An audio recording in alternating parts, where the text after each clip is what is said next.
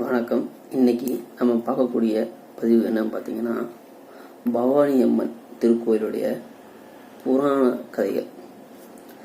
தழும்புடன் காட்சியளிக்கக்கூடிய பவானி அம்மன் திருக்கோயில், அதாவது இது எங்கே இருக்குன்னா திருவள்ளூர் மாவட்டம் பெரியபாளையத்தில் அமைந்துள்ளது. இந்த பவானி அம்மன் திருக்கோயில் வந்துட்டு இக்கோயிலுடைய புராண கதைகள் வந்துட்டு இப்போ நம்ம பார்ப்போம். அதுக்கு முன்னாடி நம்ம சேனலை சப்ஸ்கிரைப் பண்ணாதாங்க, நம்ம சேனலை சப்ஸ்கிரைப் பண்ணுங்க. நம்மளுடைய இந்த வீடியோ பிடிச்சிருந்துச்சுன்னா வீடியோவுக்கு லைக் பண்ணுங்கள். இந்த பவானி அம்மன் கோயிலுடைய சிறப்பு என்னன்னு பார்த்தீங்கன்னா, இந்த பவானி அம்மன் திருக்கோயில் வந்துட்டு ஆரணி ஆற்றுக்கு கரையோரத்தில் வந்துட்டு அமைஞ்சிருக்கு. மேலும் இக்கோயில் வந்துட்டு பவானி வந்துட்டு ஸ்ரீ கிருஷ்ணரின் பிறப்போடு சம்பந்தப்பட்டதாக வந்துட்டு கூறப்படுகிறது. இதோடைய புராண கதைன்னு பார்த்தீங்கன்னா, கம்சனின் தங்கை தேவகிக்கும் வாசுதேவருக்கும் திருமணம் நடைபெறுது. தங்கையையும் மைத்துனரையும் வந்துட்டு தேரில் வைத்து ஊர்வலமாக அழைத்து செல்கிறார் கம்சன். அப்போது வந்துட்டு வானில் வந்துட்டு ஒரு அசரீரி வந்து கேட்குது கம்சன் அவர்களுக்கு, உன் தங்கைக்கு பிறக்கக்கூடிய 8வது ஆண் குழந்தை வந்துட்டு உன்னுடைய மரணத்துக்கு நிகழும் என்றது. அதை கேட்ட ஆத்திரமடைந்த கம்சன் வந்துட்டு தன் தங்கை என்றும் பார்க்காமல் தேவகியை வந்துட்டு கொல்ல முயல்கிறார் கம்சன். அதை தடுத்து நிறுத்திய வாசுதேவர் வந்துட்டு தங்களுக்கு பிறக்கும் அனைத்து குழந்தைகளையும் பிறந்ததும் மறுகணமே வந்துட்டு கொடுத்து விடுவதாக கம்சனிடம் வந்துட்டு வாக்குறுதி கொடுக்கிறார் வாசுதேவர். தங்கை தேவகியையும் வாசுதேவரையும் வந்துட்டு கம்சன் வந்துட்டு சிறையில் அடைத்தார்.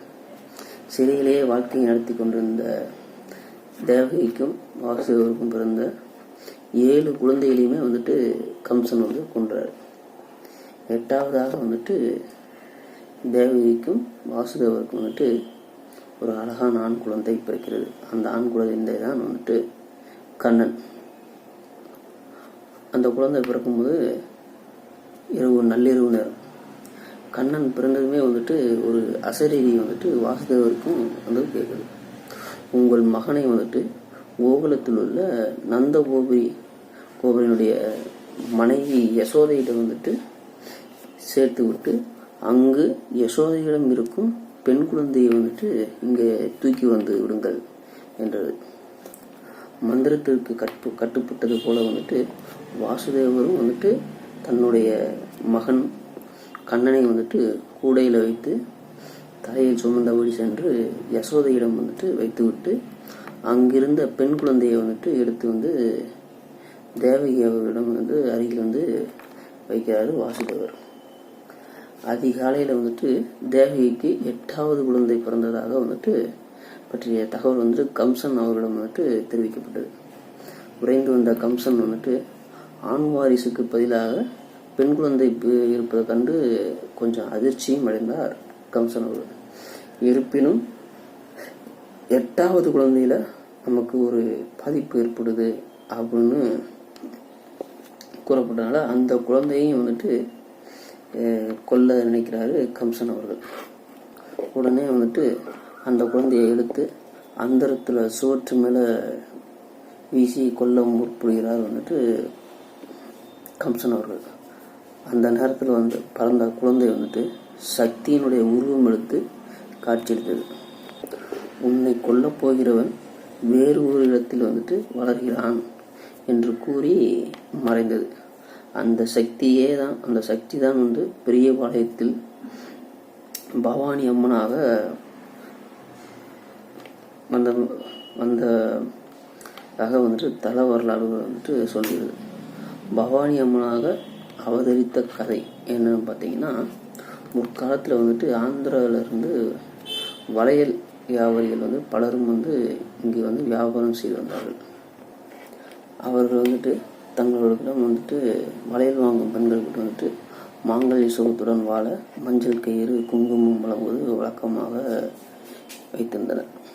ஒரு முறை வந்துட்டு வளைய வியாபாரி ஒருவர் வந்து தன்னுடைய வியாபாரத்தை முடித்து கொண்டு ஆந்திரா திரும்புவதற்கு முன்னாடி கொஞ்ச நேரம் ஆயிடுச்சு. அதனால இரவு நேரம் வந்துட்டு ஆகிவிட்டதால் அங்கே வந்துட்டு பெரியபாளையத்தில் வந்துட்டு ஒரு மரத்தடியில் வந்துட்டு ஓய்வு எடுத்தார் அந்த வளையல்காரர். அதிகாலையில் கண் விழித்து பார்த்தபோது அவர் அருகில் இருந்த வளையல் மூட்டையை வந்துட்டு காணவில்லை. சுற்றுமுற்றியும் பார்க்குறாரு அந்த வளையல்காரர். அங்கிருந்த பக்கத்தில் வந்து ஒரு புற்று ஒன்று அவர் கண்ணுக்கு வந்து தட்டுப்படுது. சந்தேகத்தின் காரணமாக அந்த புற்றை வந்துட்டு ஏற்றி பார்த்தார் அந்த வளையல்காரர். அதற்குள்ள வந்துட்டு வளையல் மூட்டை கிடந்ததை கண்டு அதிர்ச்சி அடைந்தார் அந்த வளையல்காரர். பின்னர் பயத்துடன் வந்துட்டு ஊருக்கு திரும்பினார். அன்று இரவு வந்துட்டு வளையல் வியாபாரியிடம் கனவுல வந்துட்டு தோன்றிய அம்மன் வந்துட்டு, நான் ரேணுகாதேவி பெரியபாளைய பவானி அம்மனாக வந்துட்டு அமர்ந்திருக்கிறேன். அங்குள்ள புற்றில் வந்துட்டு நான் சுயம்புவாக இருக்கிறேன். எனக்கு கோயில் அமைத்து வழிபட்டு வா என்று அந்த அம்மன் வந்துட்டு அந்த வளையல்காரருடைய கனவுல வந்துட்டு தெரிவிக்கிறார். உடனே வந்துட்டு மறுநாளே வந்து அந்த வளையல்காரர் வந்துட்டு பெரியபாளையம் வந்து அந்த வியாபாரி வந்து கடப்பாறையால் வந்துட்டு புற்றை வந்துட்டு உடைத்தார். அப்போது சுயம்பு அம்மன் மேலே வந்து கடப்பாறை பட்டதும் ரத்தம் வந்துட்டு பீறிட்டு வந்துச்சு.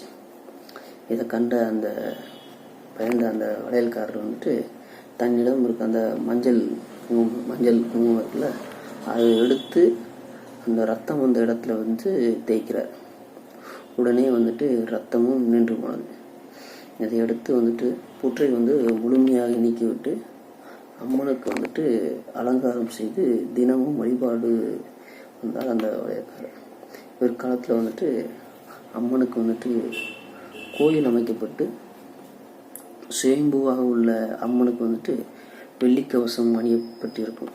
இப்போ வந்துட்டு கவசத்தை நீக்கும்போது சுயம்பு அம்மனுடைய மீது வந்து கடப்பாறைப்பட்ட தழும்போது இருப்பதை வந்துட்டு காண முடியும்.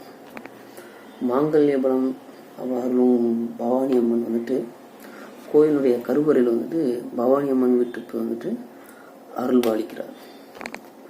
ஓங்கார வடிவமாக சங்கரத்தினாகவும் பாதி திருவுருவத்துடனும் அமர்ந்த கோலத்தில் வந்துட்டு அன்னை வீட்டிருக்கிறாள் பெரியபாளையத்தில்.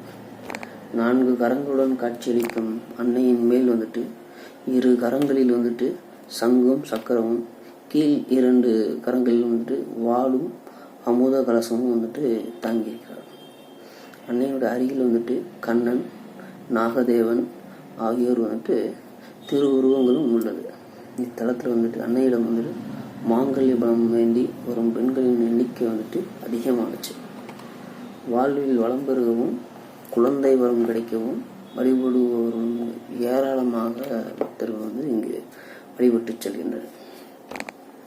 இங்கே வந்துட்டு வேப்பிலை உடுத்தி பிரார்த்தனை செய்தால் அனைத்து வேண்டுதல்களும் நிறைவேறும் என்பது வந்துட்டு பக்தர்களுடைய நம்பிக்கையாகவும் பார்க்கப்படுகிறது. அன்னைக்கு எலும்புச்சம்பழ விளக்கு ஏற்றி வருவதும் இங்கே ஒரு சிறப்பாக வந்துட்டு பார்க்கப்படுகிறது.